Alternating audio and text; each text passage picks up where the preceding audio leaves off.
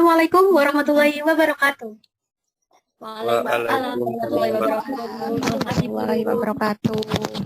Alhamdulillah. Gimana kabarnya nih pagi ini? Waalaikumsalam warahmatullahi wabarakatuh. Bu. Baik, Bu. Nah, puasanya lancar kan? Alhamdulillah ya.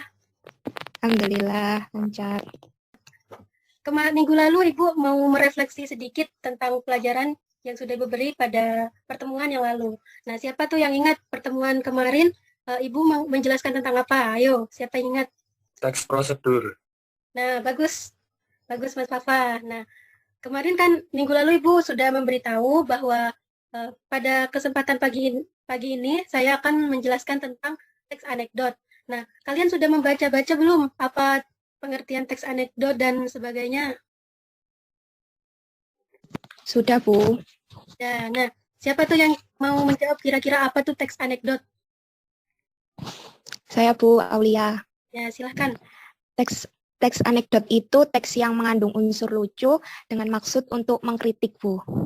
Bagus. Sekarang Ibu langsung mau menjelaskan nih, apa itu teks anekdot dan struktur-strukturnya. Baik, Ibu akan share screen PowerPoint-nya. Baik, ini merupakan pengertian dari teks anekdot, yang mana teks anekdot merupakan cerita singkat yang di dalamnya mengandung unsur lucu dan memiliki maksud untuk mengkritik.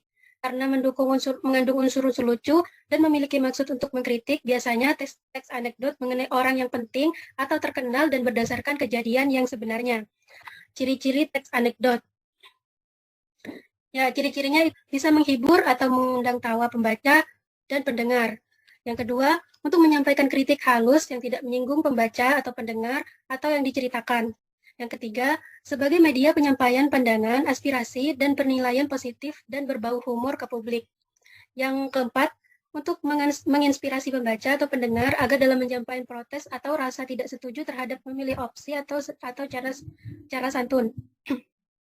Berikutnya adalah menampilkan tokoh-tokoh yang dekat dengan kehidupan sehari-hari dan memiliki sifat humoris, lucu, mengkritik, dan berbau lelucon tapi menyindir. Berikutnya adalah struktur teks anekdot. Di sini adalah struktur-struktur dari teks anekdot. Yang pertama ada abstrak. Abstrak itu menggambarkan isi teks secara umum agar pembaca bisa memberikan ilustrasi isi cerita. Yang kedua ada orientasi. Orientasi merupakan awal kejadian pada cerita atau juga bagian yang menjelaskan latar belakang mengapa peristiwa utama dalam cerita dapat terjadi.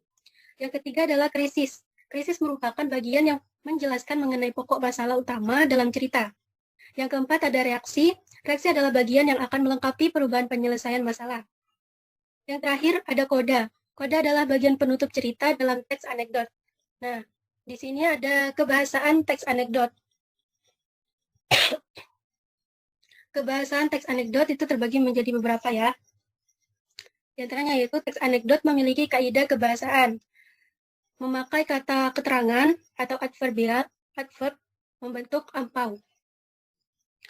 Kemudian menggunakan kata kerja lampau dan menggunakan kiasan atau gaya bahasa metafora. Berikutnya bersifat naratif yang menceritakan secara runtut dan menggunakan kata penghubung tanda baca sesuai dengan kaidah. Menggunakan kata sifat, kata benda, dan kata majemuk. Terus bisa dilengkapi dengan pertanyaan retorik. Menggunakan bahasa informal atau bahasa sehari-hari. Dan terakhir, memadukan antara fakta dan kejadian. Nah, ini merupakan tujuan dari teks anekdot. Teks anekdot sendiri kan merupakan cerita lucu ya. Tentu saja jika cerita itu lucu, tujuan utamanya itu untuk menghibur para pembaca atau pendengarnya. Yang kedua, menggambarkan suatu karakter secara singkat dan ringan.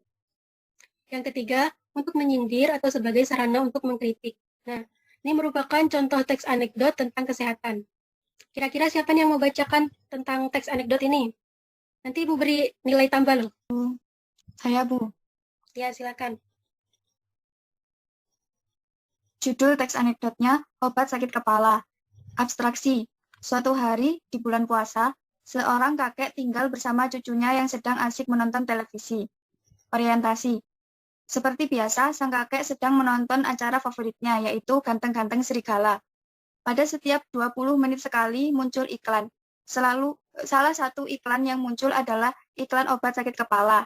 Iklan tersebut menjelaskan bahwa obat tersebut dapat diminum kapan saja. Krisis. Sedang asik-asiknya menonton televisi, tiba-tiba kepala kakek itu merasa sakit.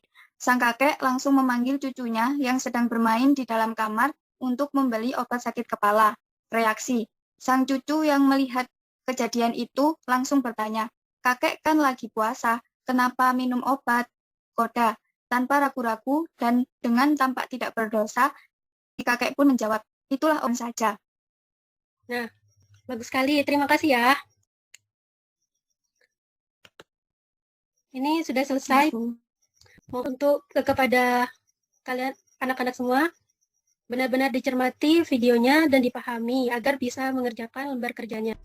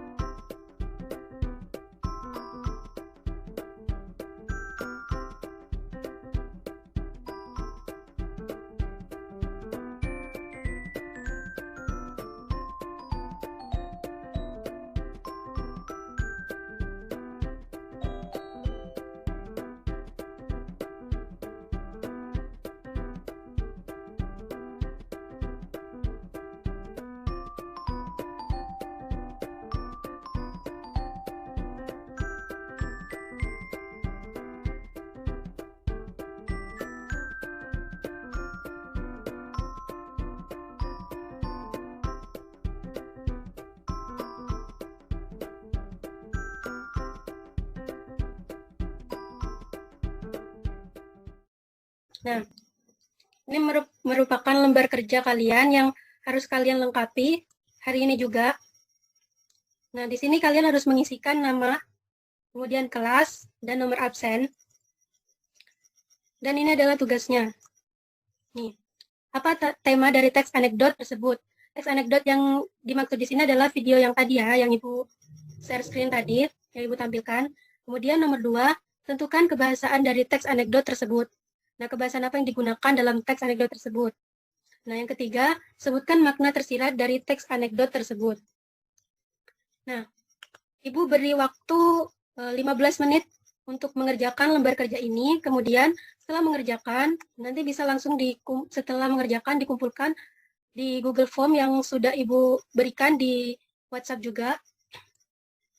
Batas pengumpulannya nanti setelah mata pelajaran ini berakhir.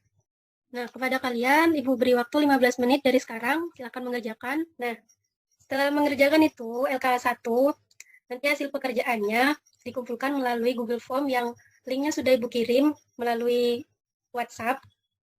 Nah, untuk yang kedua ini, ada satu lagi pekerjaan rumah.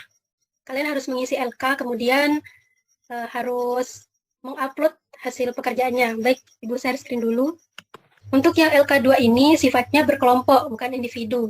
Jadi, satu kelompok ada 2 orang dan 3 orang ya nantinya.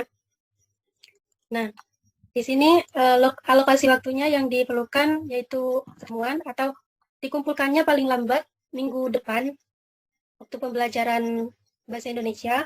Nah, di sini ada nama peserta didik. Nah, nama peserta didik ini merupakan nama anggota kelompok kalian. Nanti anggota kelompoknya bisa kalian pilih sendiri. Nah, di sini kelas, diisi kelasnya, terus nomor absen anggota kelompok.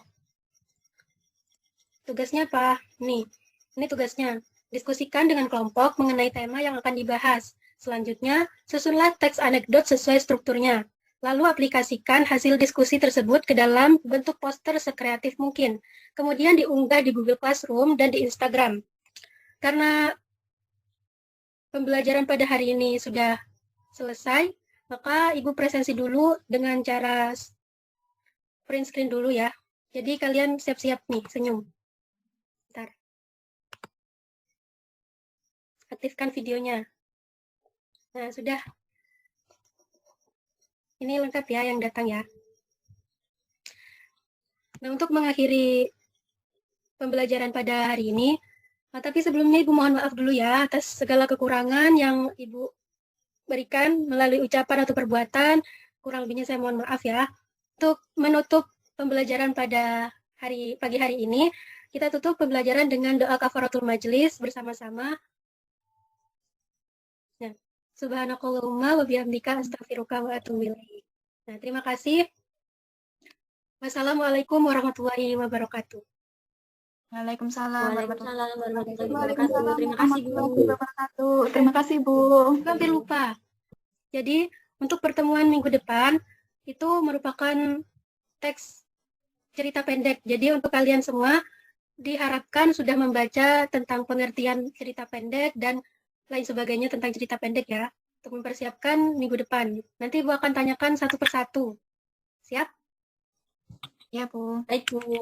Jangan lemes ya, walaupun pembelajaran daring kayak gini ya. Tetap semangat dan selalu jaga kesehatan. Baik, Bu. Ya, Ibu akhiri. Assalamualaikum warahmatullahi wabarakatuh. Waalaikumsalam warahmatullahi wabarakatuh.